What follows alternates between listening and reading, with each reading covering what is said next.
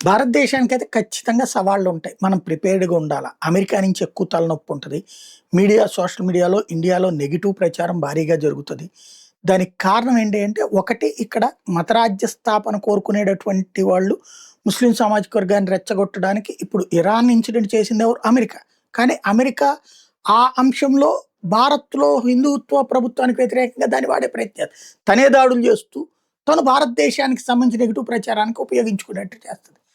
Main ఇక్కడ ఈ దేశం టాప్ 4 ఆర్థిక వ్యవస్థకొచ్చింది. టాప్ 3కి ఈ ఏడాది వచ్చేస్తుంది.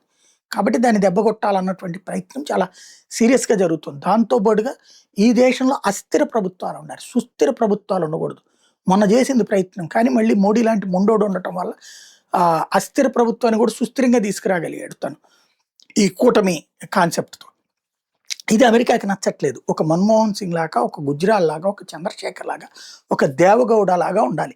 పైకి గంభీరమైన ప్రకటనలు చేస్తూ కాంగ్రెస్ పార్టీ తరహాలో లోపల వాళ్ళకి చెప్పు చేతల్లో ఉండేటట్టు నటించే అంటే పైకి నటిస్తా లోపల చేసేటటువంటి డ్రామాలుండాలి. మెయిన్ ఎందుకంటే మన దేశం నుండి చైనా వాడు ఓ ముక్కను పట్టుకుపోయినట్టు ఇప్పుడు అమెరికా ఓ ముక్క పట్టుకుపోవాలనుకుంటుంది.